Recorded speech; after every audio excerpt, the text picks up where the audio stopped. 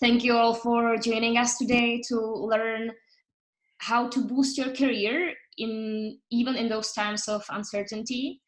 I hope you are all doing great tonight. We have a lovely weather, so I hope you're full of energy even in the evening hours. For those joining our events for the first time, I'd like to tell you a little bit more about FemPalette.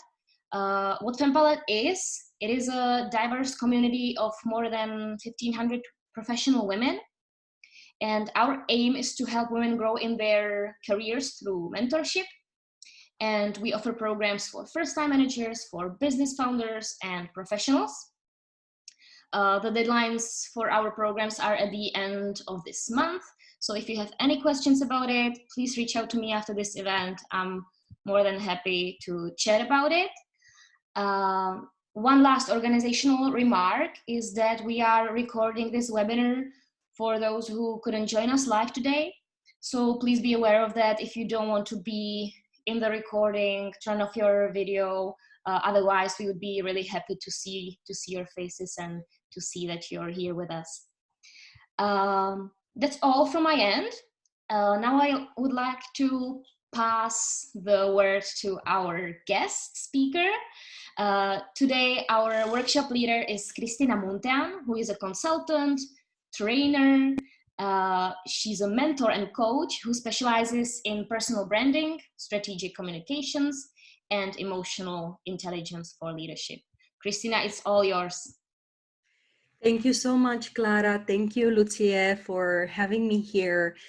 It's such an honor to be in this community, and I bow to your work that you've done. This is one of the most vibrant communities that we have, and it's really a pleasure and a privilege to be here with you.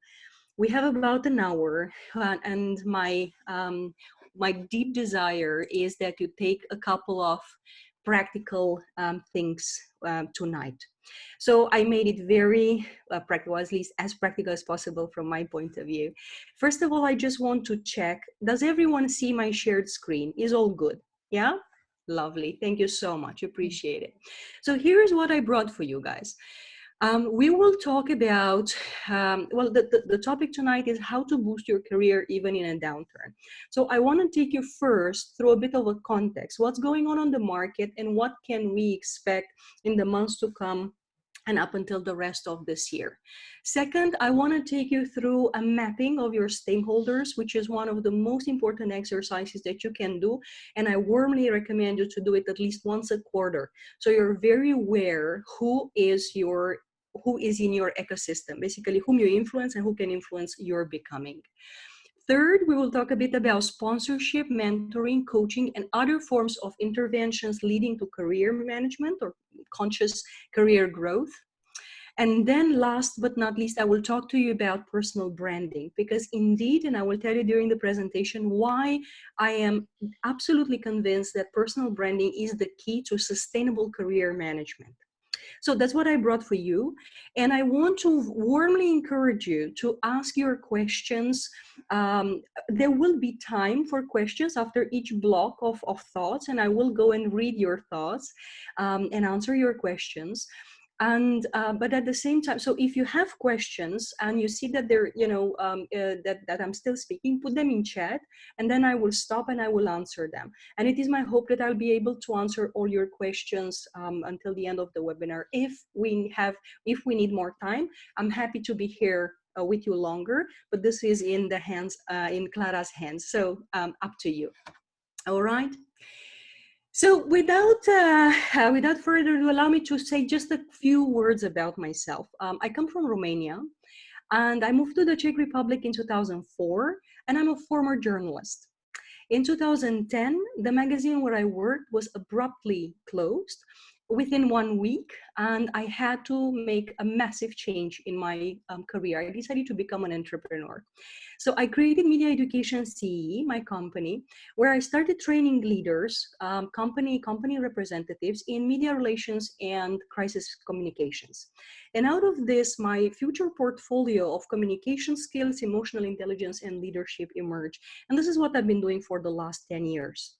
There are two more things that I'm very proud of, which is, one of them is my baby since 2018, the book, You the Brand, Personal Branding for Career Growth, which I wrote in Czech.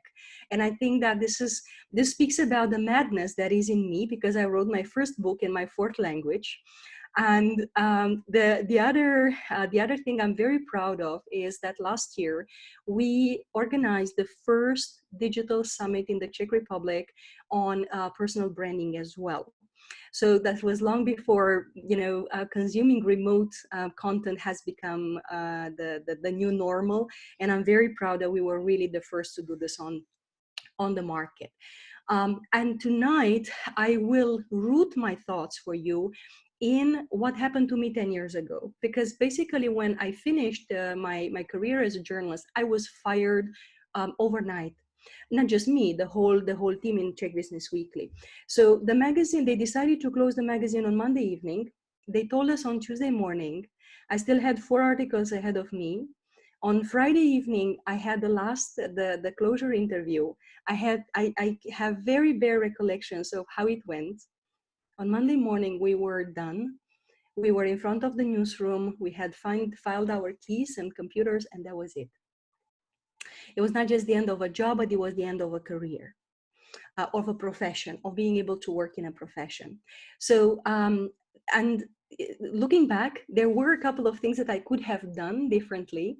So I will root again my thoughts tonight for you in this experience, either leading to this situation in my life, or what I've learned afterwards. All right, where are we on the market? Well, in my case, it feels like a deja vu. 10 years ago, we were exactly where we are today, or we were a few steps further in the curve. Right now, we are actually waiting for something to happen. Now, what is that we're waiting for? And I just found this picture today on Facebook, which I found incredibly relevant, because it feels like, I feel that somehow we are feeling it in our bones that we are in the first round. And there are a couple of other rounds that are ahead of us, and we need to be ready. We really need to get ourselves fit to face what is ahead of us. So here is what I am observing on the market, and I want to share with you to provide a bit of context for my thoughts afterwards. We are facing a global economic downturn. This is a reality. It makes no sense to try to, paint it pink. It is not, it's simply not the case. And those of you, particularly in Western Europe, in the American market, the US market, you know what I'm talking about. Oh, a paragraph seems to have disappeared. Sorry for that. So this is for the first time in our history when we have been brought to a halt worldwide and at the same time. Okay, so we're having a situation when genuinely we were not used to this. And this is new, not only for us as individuals, but for our global leaders as well, corporate and political leaders. We don't know much about what is ahead of us. We know there's going to be a recession, but is it going to be a quick recovery? Is it going to be a U like it was during the last crisis? Is it going to be a W? Because you see that the number of cases is already growing in the countries that have eased the restrictions. Is it going to be an L? And if so, how long? Or is it going to be something else? Okay, we don't know. And again, this not knowing brings a lot of anxiety in corporations, and if you are, for managers and for employees as well. This means that we need to adapt as individuals, companies, industries, states, and global institutions. Basically, adaptation and smart planning, smart empowered action is what is needed today. Another certainty is that companies will lay off people. When I'm talking to market specialists and as I'm doing personal branding, people come to me with their fears. So what I'm observing is that now people are going to the office and they are sniffing around what's going on in the company. And companies are as well kind of mapping the new reality and preparing what is ahead. So those who are not laying off yet are preparing to start laying off towards the end of June. So the widest wave of layoffs can be expected in the third quarter, particularly in connection with holidays and so on and so forth. And we can expect the autumn to start with companies thinner. This is again a reality which is reflected by managers, by headhunters with whom I'm speaking, and so on. It's not yet public. It's not so visible as it is in the US, particularly on the Czech market, but it is building in the background, is bubbling up to the surface. I put here quite dramatic sentence, which is no one is safe. And I really want to emphasize this, guys. It's not that, well, no one is safe health-wise. We know this already, but no one is safe in terms of, you know, my job is safe. That's not such thing. Organizations have the right to, in order to survive, to decide whom to let go, even temporarily. So this is why I'm saying that there are some of us who are more vulnerable than others, and there are some who are less vulnerable because of conscious career management strategies. And this is exactly what I want to encourage you guys.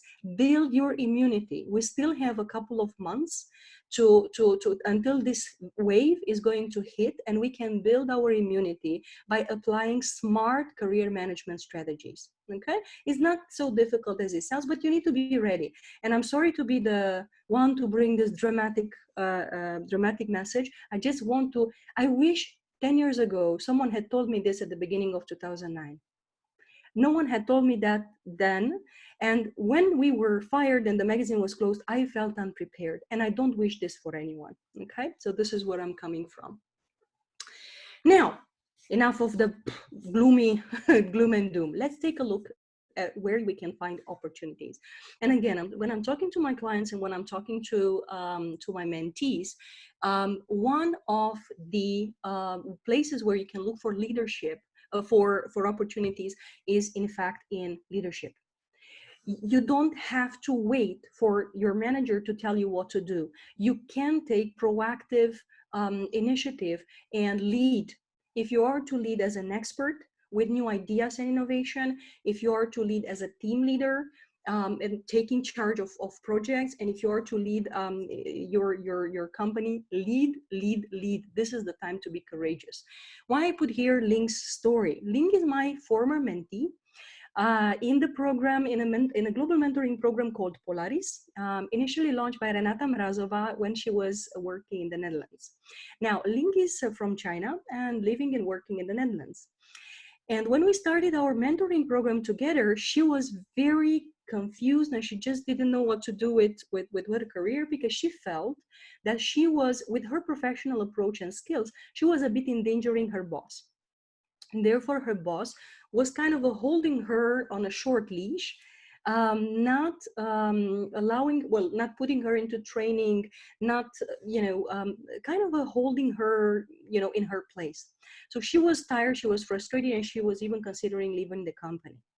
And we had our first sessions and we started to talk, and she said, I've always dreamed of writing. So perhaps this is a good time for me. Great, go for it. So she started to write in Chinese about the experience of a Chinese woman working in Europe. 1 month later, she was having a couple of hundreds of people reading her blog.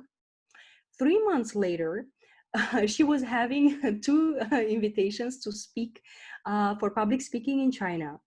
And her blog managed to get into the attention of the Chinese embassy in the Netherlands. They were about to launch a commission or a sort of NGO dedicated to bringing together Chinese and Dutch alumni to strengthen the relationships between the 2 countries. So they invited Ling if she wouldn't like to be part of this new emerging NGO. She said yes, and she became the secretary. And when the NGO was launched in September, the picture from the launch was published on the Chinese Ministry of Foreign Affairs. Now you can imagine how many people saw that article. And with a beautiful picture of Ling in a beautiful red jacket in the corner of the picture. And that article got into the attention of her company's CEO. So he invited her for a talk. And they started to talk about innovation, about possibilities of getting connected to the Chinese market, and so on and so forth. So with a simple intervention, she jumped 3 levels in career, and she started to have a direct dialogue with her company's leadership. So this is one of the things that can happen when you really take proactive initiative, and you start to do something that you're passionate about. Not to speak about the positive influences of mentoring, which I'm sure that if you go to a mentoring program, you all know how important this is for our career. So daring to lead in your organizations is first thing. Where you can look for opportunities, you can look in terms of team leadership. Show, if you're a team leader, show your people caring, map your people's motivation, and teach them how to trust themselves, to trust in the team, in their colleagues, to trust in you, to trust in the organization. So in this time, particularly in times of either remote work or combined hybrid work, it's many managers are confused. So by taking leadership, you can shine, you can show the world who you are, lead your team well, and you can attract new opportunities into your life. In innovations, this is another space where you can look for opportunities. Remote work policies, they're in some certain companies, they're just being created. Go for it. Try to talk to your HR. Try to influence. Try to write a blog post about your own experience. Share that across your company. Talk about those things. Be a part of the becoming of your company. Just be proactive and ask for it. New ways of working, again, they're just being redefined. Sourcing and leveraging talent elsewhere and differently. What does it mean? When we work remotely, it doesn't matter if my team is sitting in Prague and I see them personally, or if they're sitting in Romania, Russia, and the United States, it's equal. And FunPalette is a great example of this in terms of how much value can be created even through remote policies. So again, dare to look for innovative approaches, bring them forward, talk about them, talk about their values, and you will start to be seen. In communications, share your experiences in written, in YouTube, doesn't matter, in video format, just create content and make your story more visible. You can look for opportunities in growth industries. Which industries are expected to grow? Healthcare, for sure, education, hardware and software technology development, e-commerce. So if you want to look for opportunities within your company, the first 4 are there for you. If you want to look outside your company, these are the industries where I would recommend you to take a look. And last but not least, look for opportunities in sustainability. We gained through this crisis a tremendous opportunity to review our priorities. And many of us took a break for a long, long time and started to review what's really important for you. So, look into sustainability, because as you saw in the picture with the what is ahead of us, it's not just recession, but we have a climate change, major issue, global issue, and we don't know how to tackle it. So sustainability is going to be the theme of the 21st century. If you want to have work for the rest of your lives, not just in the next years, this is the place. This is the place to go. I'm just going to take a look quickly in the chat if you have some questions. Not right now, or at least not that I see. So let me take you to the next topic. I'll also keep an eye on the time. I think we're very well. Again, guys, if you have questions, please be so kind and drop them in chat, because I will be happy to take them in this timing allocated to it. Okay? So we go to the second chapter of today's discussion, which is the conscious stakeholder management. What do I mean by conscious stakeholder management? Now, again, I cannot emphasize how important it is to understand who is part of your ecosystem. You are not single individualities living in an isolated, insulated and isolated environment. You are part of an ecosystem, and the more you breathe into the ecosystem, the more you can use its advantages for your own becoming. So, who are your stakeholders? Well, first of all, let's take a look at your internal stakeholders. Those who are, and I put it under you, okay? If you're a team leader, so basically they're the co-workers whom you lead.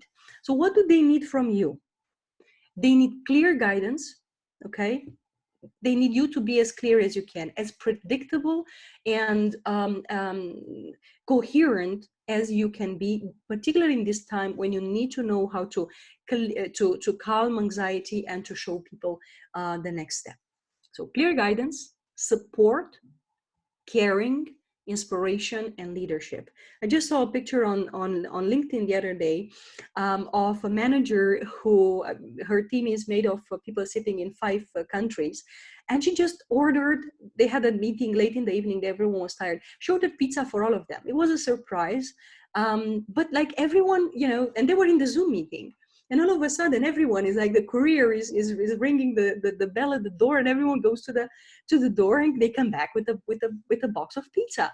What a, you know, apparently a simple gesture, but how heartwarming that thing is. And there was a beautiful picture and a beautiful story on LinkedIn afterwards, you know, full of team spirit.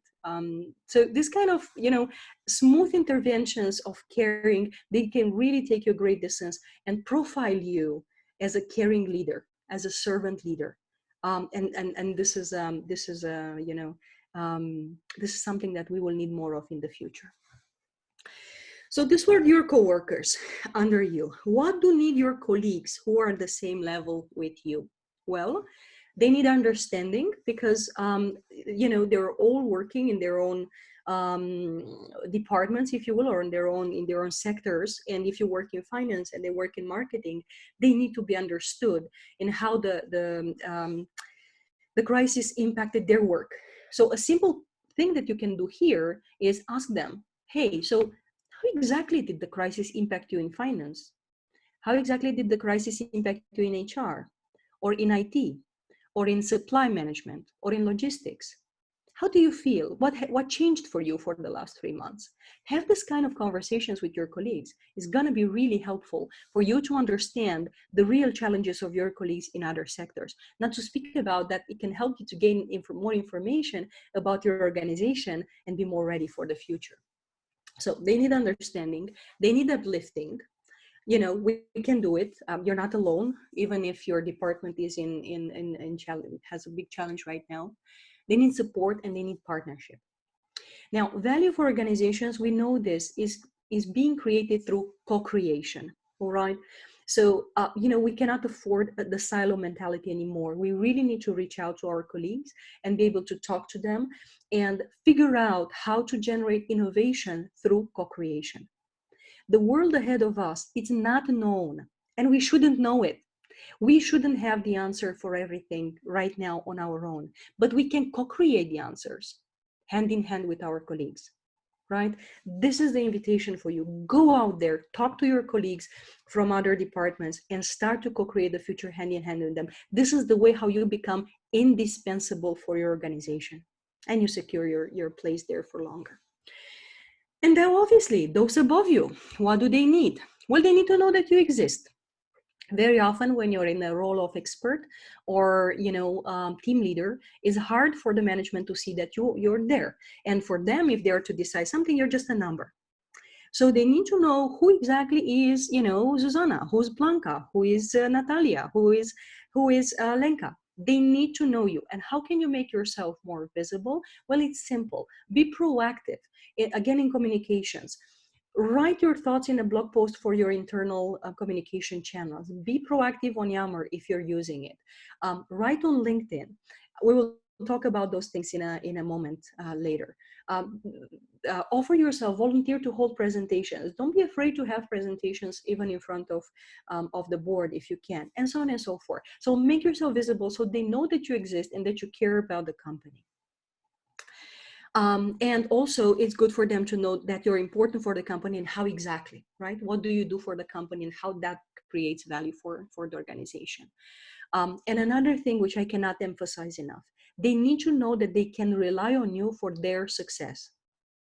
When we are under someone, we basically hold them so they succeed. That's what we do, we serve. And this is what we do also when we are consultants offering services. So we help others to become, to grow, to succeed. And they need to know that they can rely on you for their success. Now, I cannot emphasize this again enough. Leaders are scared. These days, when the visibility ahead of us, it's not even a month long, leaders are scared. So they need to rely on, they need to understand whom they can count on. And if you are able to show that you're trustworthy, again, you will make yourself indispensable in this new ecosystem of the future. So show that you're responsible, that you're smart, that you're trustworthy and reliable. These are incredibly important things that you can apply right now in order to bring a bit of immunity to your career. So with the internal stakeholders, these are the 3 levels. Who could be your external stakeholders?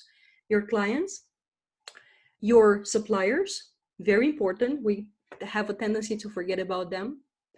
Other business partners, professional associations and communities, incredibly important aspects, because FemPalette is exactly in this category, right?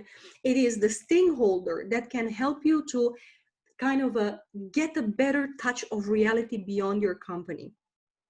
In my experience as a personal branding consultant, I see very often people coming to me after 20 years in one company, and they're like, I have no idea what's going on the market. I don't know whom to talk. I don't know what to do. They have experienced the ivory tower syndrome. They were so focused on their company and their activities and their company culture that they forgot that there is a market out there. You cannot afford that. And this is exactly why communities like FemPalette, like other professional associations, are there for you to help you understand the market while you are in your company. So use these communities because you're gold. I cannot underline how important these communities are for you and how important your work, Clara and Lucia, are for us, particularly in these times of trial, right? From the same category or various groups on social media. I'm sure that you know that you all belong to various groups. They can be helpful for you to understand. So watch the conversations, join the conversations, be proactive, show people what you do, what you care about. Just get into people's eyes. You need to bring yourself forward if you want to bulletproof your career. Some NGOs for if you're volunteering a lot, the media, if you really want to profile yourself as an expert. And so I won't stay here too long, but I just wanted to emphasize that these things are part of your stakeholder ecosystem. And if you want to move with ease and manage your career, you need to be aware of your stakeholders, professional stakeholders. Obviously, you have your family here, your friends, social life, but I focused on the professional stakeholders. And here I have an exercise for you. By the way, you will receive this presentation in PDF, so you don't have to worry about it. And this is an exercise I invite you to do right after the webinar, okay? Sit down and create a map, like a mind map, of your stakeholders. And on that mind map, put everyone who matters to you, okay? Internal, external, just put it there. And then take a look at it. Is there someone you forgot? Ask yourself, who are the stakeholders of my stakeholders? Perhaps because there could be someone that you may have forgotten about. And create this mind map of your stakeholders, because that is your ecosystem. And in that ecosystem, try to spot who are your top stakeholders. 1, 2, 3, 4, 5. And ask yourself, what can you do right away to strengthen your relationship with them? And then do it.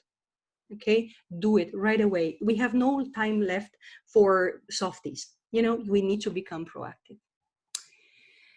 Okie dokie. So this was the second part. Let me see if we have some questions.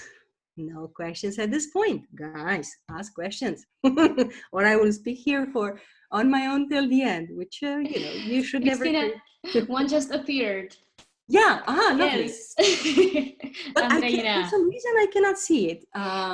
May I read it? Yeah, please. Sure. Andreina is asking, I'm in the process of building my own coaching business. What would be your words of wisdom for someone starting the entrepreneur path? Oh, such a lovely question.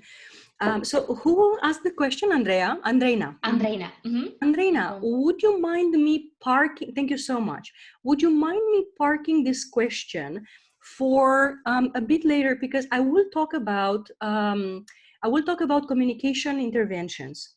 Okay. She says yes, of course. And I will be very happy to get back to it. And if you see me not getting back to it, please bring me back. Clara, please be so kind and not let me forget about it, because it's a beautiful one and I want to allocate it enough time. Okay? Is it the only question that we have right now? For some reason I can't see the questions. Anyway. Okay, guys, so let's go to the third part of today's talk, which is the sponsoring, mentoring, coaching, and other type of interventions leading to conscious career management. And I just want to emphasize, Andreina, thank you so much for bringing that. When I say career management, I don't mean only when you want to work for someone else. For me, career is everything I do in my professional life. I still have a career, even though I am a 10-year-old entrepreneur. So I lead my career. I lead my career and I lead my life. It's just from with different ingredients. It's the same, you make a soup. It's just a potato soup, not a mushroom soup. It's the same thing. We just need to look at things from a different perspective. So let's plunge into it. What kind of interventions you could do for conscious career management? Sponsoring. I want to bring a bit of clarity because some people are still confused between the terms sponsoring, mentoring, and coaching. So what exactly is sponsoring? Sponsoring is when you have someone in your corner, in the organization, who roots for your growth, okay? So imagine, for example, that you've been working in HR and you realize, I'm not really satisfied here. I want to grow, but I don't think I want to grow in HR. So I would like to try a marketing position. And you go to your boss in HR and you say, I really want to try in marketing. Would you be so kind to back me up? Tell the head of marketing that I'm a good person, that I do my job well, and so on and so forth. Would you sponsor me to get a job in marketing? And she can say yes. And in that moment, you have a sponsor, okay? So it's someone who roots for you, basically carrying your name to those stakeholders who can have a direct impact on your career. The sponsor can be internal, it can be external, like your professor at the university can be a sponsor recommending you to someone. But this is what the sponsor does, carries your name to fuel your growth. That's it. Now, what does a mentor do? A mentor is someone who is willing to share with you his or her experience for the purpose of your growth. I cannot emphasize enough how important it is for the mentor to be aware that personal experiences are not replicable. So again, in mentoring, and I'm mentoring in parallel in 4 mentoring programs from the Czech Republic and international. As a mentor, you need to be humble, because your experiences are good or relevant or insightful, but they cannot be replicated. They can be, only the lessons, if you will, can be transferred, not the experience as such. So you cannot come in front of your mentor and tell him, do things this way because they work for me, so they will work for you. That's nonsense. So what you can do for your mentee is to hold the mentee, and to nurture. Basically, mentoring, this water here is the experience, but you are not going under the earth and push the plant up. You can only put the water, the insights there, and then hope for the best for the future plant. That's the job of a mentor. Now, you can have internal versus external mentors, and I want to also touch a bit here, because in my experience, you need to have both. Like currently, I think I have about 6-7 mentors from all ranks of life. I have someone with whom I talk about finances, someone with whom I talk about my personality development, someone with whom I talk systemic constellations. God knows, I need something, I just ask for help. And it's incredibly helpful to have this, to be surrounded with these people who really have your good in their hearts.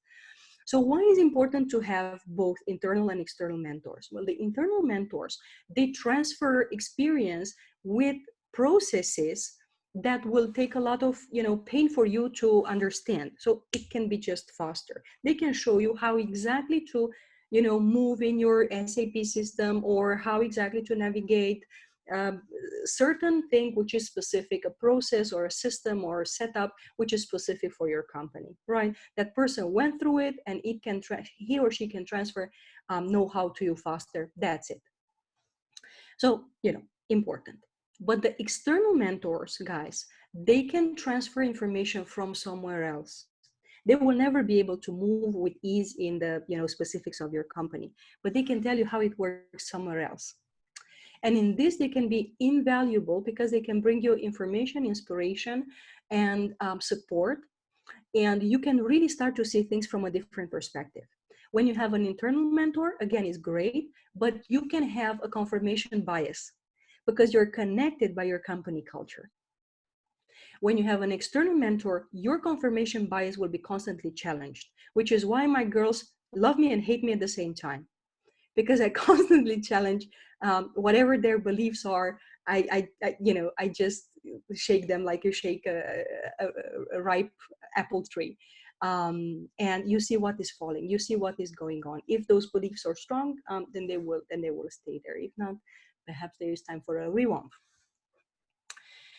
Coaching. Let's take a look at coaching. Now, with the mentoring, this is another thing, that mentoring is, I don't want to say a bit more affordable, but mentoring is more warm, personal, and a bit more available. If you are, there are mentoring programs which are either done voluntarily or for very affordable. So mentoring is generally more affordable. Coaching, it's becoming a bit more financially intense, either for your company or for you personally. And what is the job of a coach? Now, the difference between, for example, me when I mentor and me when I coach, me when I mentor, I transfer know-how and I inquire with my mentee how my experience can serve. In coaching, I do nothing like that. In coaching, I don't know anything. My only job is to ask difficult questions. And the more my coachee is silent and looking for answers, the better the work. Okay. So as a coach, your job is to help you're basically a thinking partner who helps the client to figure out his or her own solutions. You don't need to know. That's why a coach can coach people from various industries and various areas of life, because it's not your job to know. It's not your job to have experience in there, but you need to be a good coach. You need to be able to hold the process and to ask the right questions, which are, again, right for your client in that place where he is in that moment. Okay? So sponsoring, mentoring, and coaching. What are the type of interventions are out there? Networking. I think it's the fourth time I'm saying it tonight. Underlining the importance of networking. Go out. You cannot go to a networking event and stay in the corner with a glass of wine or a glass of water and expect someone to come and join you. Go out there, introduce yourself, have your V cards or whatever way of introducing yourself. Be proactive. There are so many, even virtual. I just saw that the British and I think French Chamber of Commerce and Canadian Chamber of Commerce, they put together a beautiful way of speed business dating, they call it. So it's an online form of networking in which in 80 minutes you meet 8 new people. What a wonderful way of creating, of touching base basically with 8 new people in less than 2 hours. So there are a lot of good things happening out there, even when we are, socially distancing or physically distancing. We can still stay connected. We can still do great networking. Here is a concept that I love. I call it friend tour. So I will have a friend. A friend tour is basically a friend who mentors you from time to time, and that's why I love it, because you don't need to be in a kind of a classical mentoring relationship with a program for a year, or I don't know, 12 sessions. But you can always call and say, "Look, I'm having this challenge, and I want to hear your thoughts on it. Do you have a few minutes for me?" Wonderful. If you need anything, I'm always here for you. There is this mutually nurturing relationship when you're friends, but you also support each other, and you can rely on the know-how of your friend to hold you when you have questions in that area. So develop friend tours, and by the way, if you really want to have a quality life, surround yourself with good people, with people who care about you and who are better than you in areas where you want to grow. It really has been one of my recipes for a quality life. So friend tours. Personal and professional development. Now, I'm a people developer, so obviously this is kind of a fire under my pot. So, I think it is important, but it's not just because I am a trainer. It is because I see, and if there was one thing that surprised me since the beginning of the crisis, up until the end of February in the Czech Republic, there was this discussion about, people don't want to work from home, but we already give it, the opportunity of home working and so on and so forth. So there was not really clear what was going on, that we had 4% of working population in the Czech Republic working from home regularly. Which is very low. Like we have countries like Sweden or the Netherlands, where the population is about 27%, like a third of the population working regularly from home. And then the crisis came, and what happened? It became obvious why things were not moving forward. Why? Because the skills were not there. They were lacking skills, like people were lacking skills of running effective virtual conferences, meetings. Well, they were lacking skills of running meetings, full stop.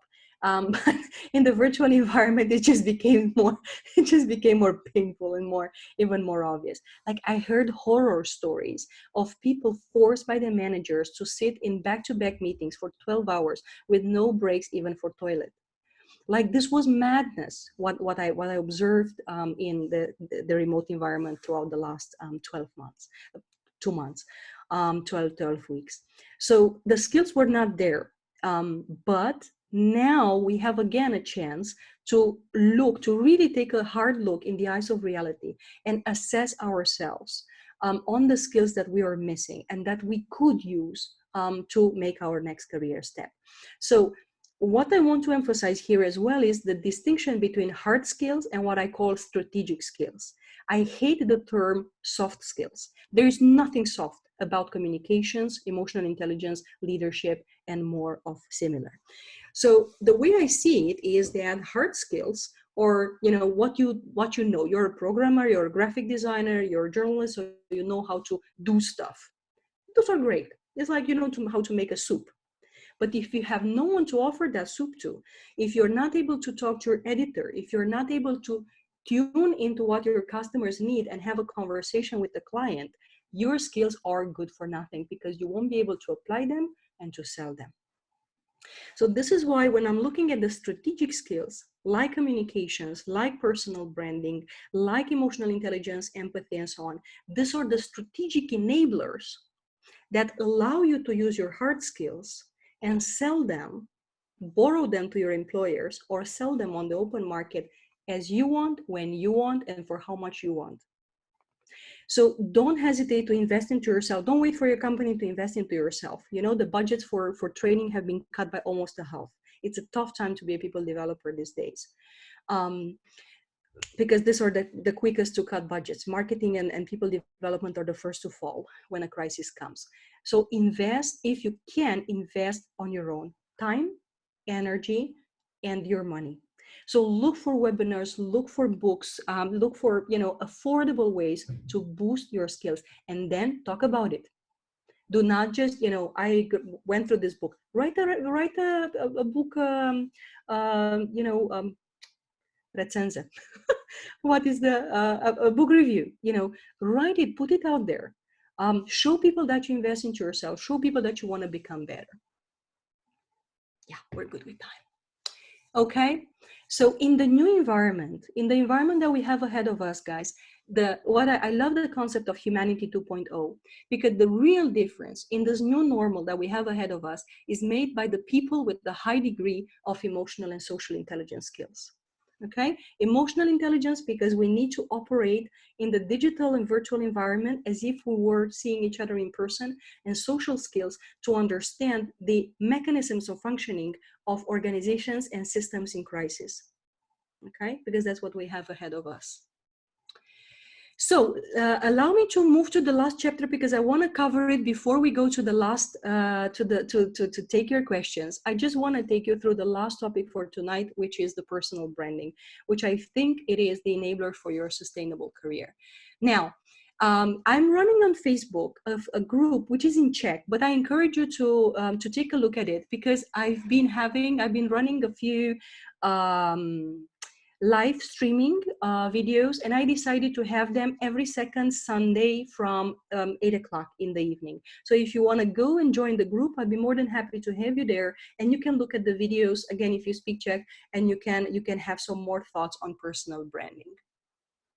Now, in my view, personal branding is not a one-off effort, is the constant search for the best in us and a willingness to communicate it for the best of everyone involved. Not just a narcissistic, act, but it is a strategic approach towards your personal communications.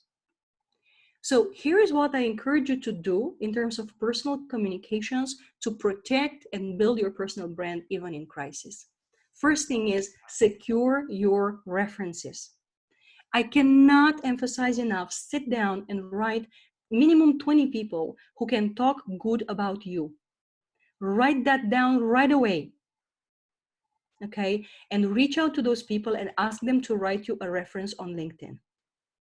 Okay, what is the difference between testimonial versus referral? Testimonial is what they will write about you on LinkedIn. Referral is their willingness to say that you're a good person to someone else. So referral is a proactive, presenting you to someone who could be interested in you and your services. Okay. So secure references. You can never have enough references.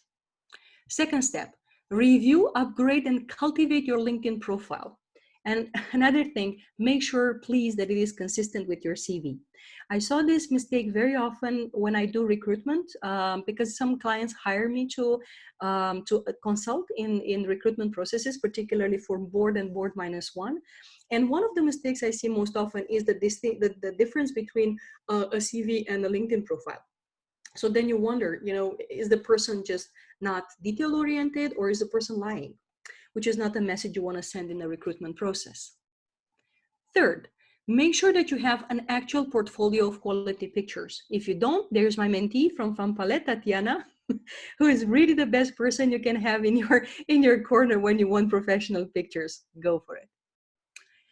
Fourth, secure your personal brand kit. What do I mean by that? You've been working in your company for 3 years. You participated to some events. There are pictures of you public speaking, having some nice presentations, some videos, and so on. Double check with the head of communications if you can have those materials for your personal use. If you need to leave the company, you will need those materials. But if you wake up the last moment, it will be too late.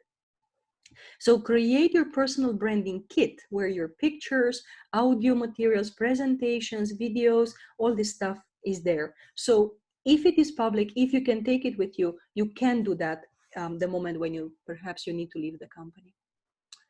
Fifth, review your network. Okay, and I'm talking about your physical and your virtual network. Observe the percentage between 4 categories. Now, every network has 4 categories of people. Leaders, those are the people who are there where you would like to be one day. You have supporters, those are your mentors, coaches, friends, and so. You have what is called loafers, which basically the people who are there, but they're passive. It's like they're like there for numbers, but they're not active. And then you have leeches. And if you have leeches, like people who are in your network just to take advantage of you, get rid of them. If you have loafers, people who are passive, try to activate them and turn them into either supporters or leaders. And with the supporters and leaders, build quality relationships. You will need them. I mean, we need them all the time, but when we are facing a downturn, we need it even more. Obviously, be proactive, bring even more leaders and supporters into your network. Make sure that you know at least 5 good headhunters, okay? Every single expert and manager needs to have a portfolio of headhunters. By the way, and this is, I realized that in the external stakeholders, headhunters are incredibly important. I forgot to put it. I will add it afterwards. So make sure you know them. They're not very shy. You can find them on LinkedIn, take a look at them and try to make sure that they know you before you need them. Headhunters hate people turning to them when people need them. You need to know the headhunters before you need them, so they know about you and eventually be proactive with opportunities for you. Generate and share content generously. How can people know how good you are if you're silent? Okay, mainly for women. Be vocal about your expertise. Ninth, invest in yourself, hard and strategic skills, as I've said. And last but not least, be proactive. The baby that doesn't cry doesn't get the breast. It is as it is. You need to be proactive in terms of what you want. If you're basically, if you're reactive, you're put in a place where you will be forced to, you give the power to others to decide on your career and destiny. If you want to lead your life, you need to be proactive and take positive action to lead your career where you want it to go. Think long term. It's also helpful. And don't forget that you are the master of your own career. Now, before taking your question, I just want to go really quick through a couple of book recommendations that I brought for you, which I find incredibly valuable.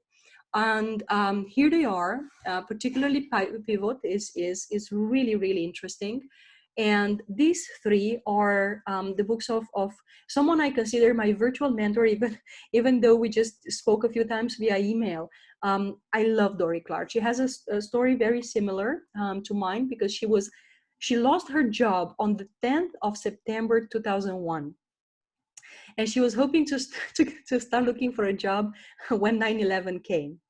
So she also had a rough patch, and currently she's one of the best experts in becoming a recognized expert worldwide. So I encourage you to read her book. This is her trilogy, and it's very mutually supportive. Andreina, by the way, if you're looking for some really valuable insight, Entrepreneurial You is a must read. Okie dokie. So with this in mind, let me go back to the questions, and now I'm all yours. So Clara, how are we with questions? So we have one new from Anna B. Mm-hmm. I may read it out loud. Anna says, "Hi, thanks for sharing tips on career growth and personal brand. Would you recommend changing jobs in such a difficult and unpredictable time as we are in now? What do you see as a risk if doing so?" Mm-hmm. Excellent question. Andreina, with your permission, I will answer this question, and then I will go to your question. So being proactive about changing jobs. This is a very fine line to walk. So what I would do if I were you, I would sit down and write the pluses and the minuses, okay, of my current job and of the future job.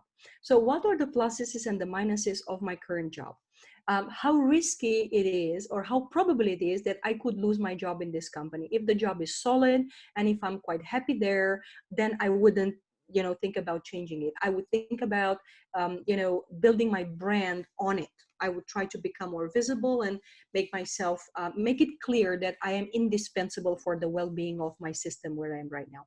But if there are some question marks, either you are unhappy or the position could be for some reason canceled, then it would be good for you to start to look outside of your company. And here is what I would do. I would start to look. The first thing I would do is to create a list of the top 25 companies that I would love to work for. Okay, just make a list of the companies you would love to work for. Second, follow them on LinkedIn. Follow their discourse, eventually on Facebook as well. Follow their discourse, follow the jobs that they have, try to understand their challenges in their industries and so on. Learn about their industries. Now, you're losing nothing by doing that. By the contrary, you're learning something new, which you could apply in your current organization. So, nothing bad with that.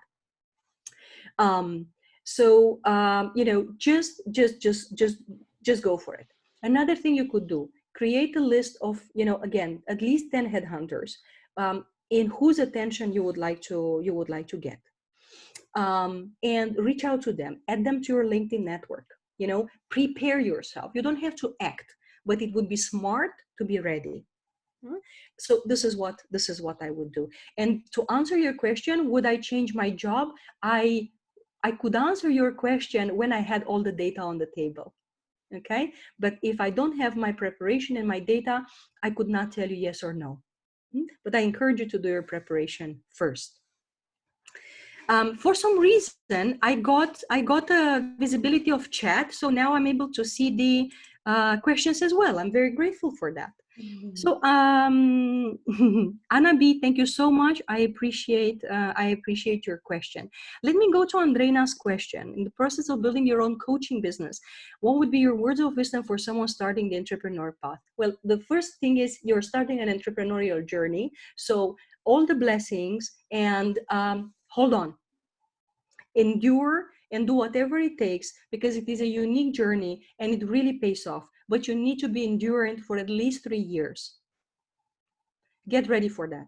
Get all the support that you can, get all the love and nurturing that you can, because you're engaging in a journey of pioneering, at the end of which you will meet a way better version of yourself that you have no idea today that it can exist, but it's not going to be easy. It doesn't make any sense to lie to you. So this is the entrepreneurial journey. Second thing is, you're launching your coaching practice. Now, there are more coaches than I have white hairs, and I have quite a lot of them already. So the thing about coaching is that you need to learn to distinguish yourself. And you will do that. There are ways of, distinguishing yourself. So coaching as such will never distinguish yourself. What will distinguish is A, your purpose. Why are you doing it? Because that's only yours. And B, who are your clients and what kind of value you create for them in the interaction with them. This is what will distinguish you. This is where you should put your attention, and this is what you should communicate. Good luck with that. And if you have questions afterwards, I'll be more than happy to perhaps to have a chat. I'm very happy to share more on that. So we had a comment from Anetka, and I want to touch it. Anetka says that she sees mentoring more specific. You cover more topics during that time. In coaching, you focus more on one thing, one problem to be solved. Yeah, sure, Anetka, I agree. In mentoring, my mentee can come with 3-4 issues, and if there is time for that, so we can go in depth, we can cover more stuff. So the value is co-created. In the coaching, the question that the client comes with a specific issue, and if he finds the answer in 15 minutes, the session is done. So yeah, there is the specific in it. You're spot on. Monica, great presentation. Thank you so much for your kind words. Wondering if you have a piece of advice for those who moved and work in a different country. Haha, Monica, how much time do we have? I am Romanian, and I've been living and working here since 2004. So just let me make sure that I understand you specifically. Are you talking about someone who moved to the Czech Republic, or are you talking about someone who moved from the Czech Republic abroad? Please write it in the chat, and I'll be happy to get back to you. Someone called Tihitilova writes, do you have any helpful tips on career management, personal branding for introverts? I love it. Absolutely. Ask yourself, what is your why? Okay, what is your why? You need to understand why you would want to communicate. What is that one thing that when you think about it, just pushes you forward? You cannot be silent about. It can be that you want to be a good mother for your children, an inspiration for your daughter. It can be that you really care about other women so they don't go through the pain that you went in the past. Anything, but you need to find your why. If your why is not clear, you will go back into your shell and just be happy that the world leaves you at peace. But if your why is strong enough, you will be better than the extroverts, because you are considerate, thoughtful, and paced. So you know how to listen, which sometimes the extroverts struggle with. So good luck with that. But find your why. If you don't have the whys, it's not going to work. Blanca, sure. Do you know someone in your network is a leech? No, because I know them, but I eliminated them. The funny thing about leeches is that you don't know that it's a leech from the beginning. So people are nice, they're friendly, then they come into your network and they start to chew on it. So there are a couple of things which I'm doing. First of all, on LinkedIn, if you join my network, you will only see the people whom we share. So you don't have access to all my network. Second thing is, I don't wait for, I give you, if I see a leech doing something that doesn't resonate with my values, which are integrity, freedom, and partnership. And if I see someone doing something which doesn't resonate with my values, I send them a word of caution. And if I see them repeating the behavior, I eliminate them from my network with absolutely no second thoughts. So I keep my life and my network clean.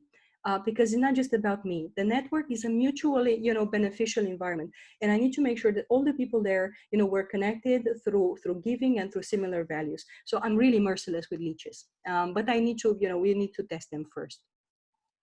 And yes, I had some really embarrassing situations. I had a situation on Facebook when I had a journalist, and I posted a comment sharing a link to an article written by a wonderful guy.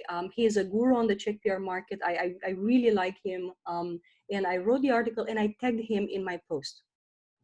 And this person in my network, she wrote a really bad comment. She was not just violent, she was vulgar. And because the person was tagged, unfortunately, it got into his network. So it turned out to be really a toxic intervention. And I was really surprised because I would have never expected this from a colleague. So I addressed the issue with her. I took it in a one-on-one. She became violent with me as well. So I basically simply deleted. I blocked her, and then I deleted the comments under the post, and I apologized to my friend whom I had tagged in the content. So yeah, sometimes bad things can happen. So that was for Blanca, Andreina. Okie dokie. Great to hear mention of systemic constellations. Yeah, absolutely. I do that for organizations. I'm specialized in systemic organizational work. That would be the type of coaching. Welcome. I welcome another systemic thinker. Absolutely, guys. I mean, like what I emphasize again, please don't rely on, I want to distinguish myself because I do media training and I am a former journalist. Nonsense. Many people can be former journalists and do media training. What distinguishes you is when you understand your unique personal brand DNA. And I have a lot of recommendations on how to identify and talk about that in my book and in other webinars. If you're interested in that, we can talk with Clara and with Lucia for something like this in the future, because it really deserves more thought. But please do not connect your personal brand with one specific service. That is the way to make yourself vulnerable. Okay, so it's based about coaching, it's based about systemic coaching, it doesn't matter. Just try to make sure that your distinguishing factor comes from who you are, not from something which is externalized, because that will make you vulnerable long term. You're not competitive. We are competitive when you are Dalila, when you're Monica, when you're Anetka, and not when you are a systemic coach, because those are hundreds of them on the market. So whom do we have? We have Michaela, sharing useful, actionable insight. Someone works in a startup, small community company rather than in a large corporation. Are there any specific differences on the steps to take to grow your career in these times that you'd have specifically for the environment company structure? What a beautiful question, Michaela. My experience is that when you work in a small company, now the question is it small because it is a startup, or is it small because it's a small family company that wants to stay the same? Okay. In the startup world, the system is pumping, so it's very normal for people to come and go. In family companies, they want to stay small. People are usually there for, tens of years. So it's very important to understand what kind of company you're working for. The strategies are very much the same. It is only that when you work for a larger company, like a corporation, you need to have a better understanding of your stakeholders who are more complex. So you need to develop your organizational awareness. This is a pillar of emotional intelligence. So try to research in organizational awareness and try to understand how you can navigate complex systems, because the only difference is between managing and navigating a small system as opposed to a large corporate system. That's what I have for you. Monica, if I can share a book recommendation for introverts. Oh yeah, Quiet. Well, that is the Bible of introverts. Absolutely. Thank you so much for sharing it with us. Ekaterina, yeah, well, lovely. Thank you so much. Oh, and that's a startup. It's a startup, not a family business. Michaela, startups, again, the startup world is pumping. So it would be really good for you to understand the ecosystem beyond your startup, because startups are, it's easier for you to leave, and it's easier for them to let you go. It's just the rules of the game. So try to understand the wider ecosystem in which you're operating beyond your company, so you can be ready for anything. That would be my thoughts. Monica, lovely. Move from the Czech Republic to abroad. Oh yeah, currently in the USA. Monica, dear, I do have a few thoughts for you on that. My good friend, God, I fall off his name right now. I will remember him. Sorry for that. Well, basically he moved from Mirek Hajer, sorry for that. He's a former spokesperson with IBM in the Czech Republic, and he moved first to Frankfurt and then to Singapore. And we had a talk about this sometime in the past, and he said, you know, the most important thing for me was that I didn't let my networks, you know, to simply, you know, I didn't let the fire to be extinguished. So I kept my networks alive, both those at home, and I started to build new networks in the new market. So this is what I would do, okay? I would try to map my network that I have left back home, and I would try to leverage all the nurturing that they can give me so I can build new, I can throw new roots for me, okay? You know, you're not newborn. You do have a past, and you have a network who can hold you in your new steps. And in your new steps, I would try to build a network that really helps me to get where I want to go. Okay, so I would leverage my past network, and I would build strategically and mindfully my new network. Also by connecting people. You know, you can never know what kind of things people in your networks want. So I hope this answer your questions, and you know, I will take it from there, and I will share content a lot, particularly in the US. This is what helps people to distinguish. Sure. With love. I really appreciate your questions, and it's wonderful. Clara, I just want to check with you. I have no problem to stay longer if we have more questions. So please tell me, I don't want to impose. I don't see any more questions coming up. But if you don't mind, Cristina, I might invite our participants to connect with you Sure. after this event. If they had more questions, from what I know you, I'm pretty sure you'd be happy to help. And thank you so much for the webinar. It was really insightful. I hope you guys, girls and guys, enjoyed it too. One closing remark is that we will send out a feedback form. We will send out the recording of this event if you want to rewatch it. I'll ask Cristina for the presentation so we can share that with you. And please take the minute or so to give us feedback, because that would be also our thank you to Cristina, because as you now learned, that's how we learn, and that's how we advance in our careers, by receiving feedback and growing from there. So thank you very much. Thank you for your time here. And you know, I so appreciate your willingness to invest into yourself, to take an honest look at where you are at this point in your lives. We need to become merciless with everything that doesn't make sense in our lives. If you're experiencing a conflict of values, if you're having tensions in any part of your life, this crisis is an opportunity to reset our lives.